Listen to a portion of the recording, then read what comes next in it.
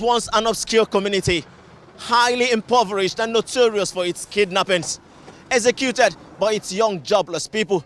Today, the story is different in Gate community here in Nigeria's Nasarawa state.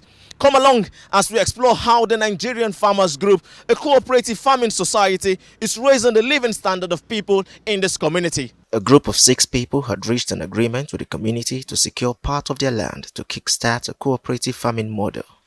That number has since increased, with the cooperative now having 3,000 registered members. Ibrahim Labaran is the head of the Gate community. He explains how the coming of the group has lightened the district, providing jobs for more than 300 locals. It's not only Gate people benefited from this farm.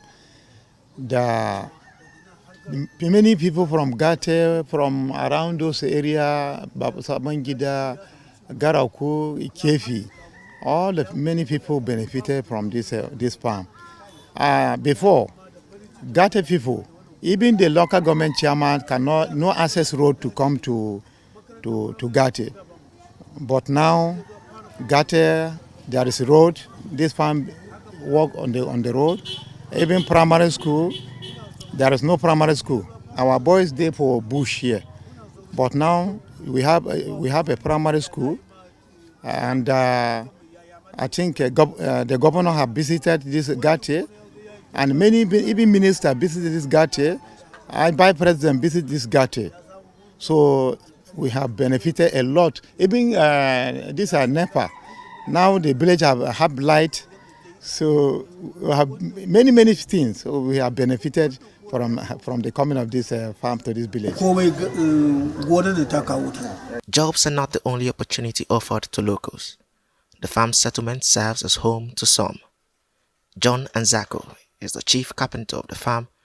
He built all the structures in the settlement and has also built his home. I entered year 2017, working with them and achieved many things from this energy sales, because it's the place that I'm working and it's the place that I'm eating, it's the place that I'm feeding my children and also paying their school fees.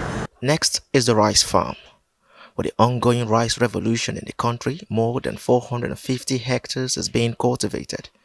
It's believed that never in the history of the country has Nigeria witnessed an aggressive approach to rice production, with a commitment to be self-sufficient in rice production. This is nature at its best. A rice processing machinery locally fabricated by Nigerian experts with assistance from locals here in Gate community. Nigerian-made rice are processed here. Getting here, we were asked to take off our shoes to avoid specks of dirt.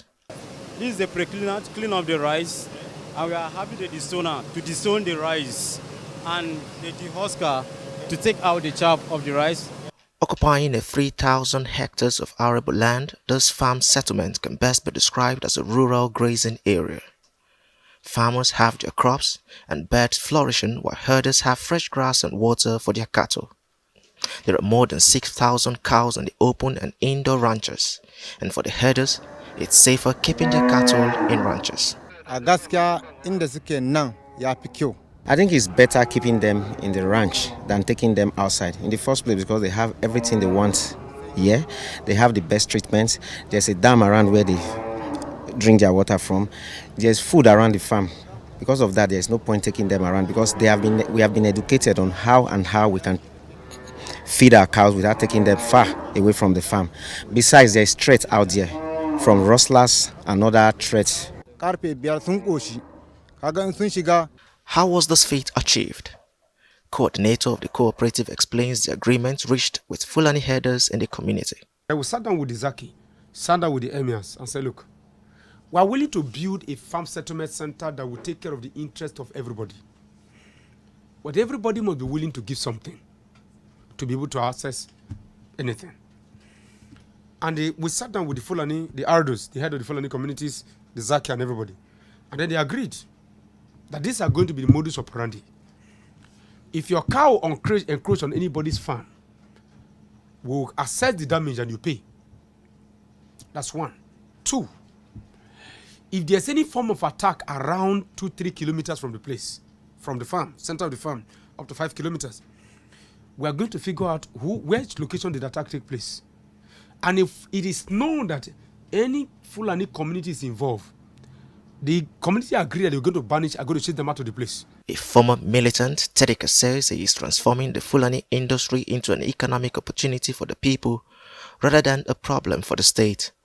He proffers solutions to the incessant farmers-herders clashes and seeming problems faced by local farmers. You know that the Lake Chad is drying up. So if you like pray on top of this matter, you know they work. Because you know that every year, animals and men are going to be migrating what? Down south, where the vegetation is better. There is nothing you can do about it. So what do? The north central becomes a corridor.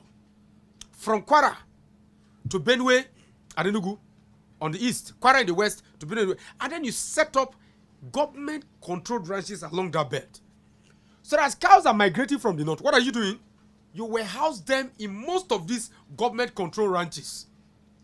Now, when you warehouse them here, you stop them from going down south, and then you can cultivate. There are plans by the cooperative to replicate this farm settlement in other parts of the country. If this is done, it's believed that insecurity occasioned by clashes between herders and farmers in the country will be cut down to the barest minimum. Abel Ejikeme, HRISE News.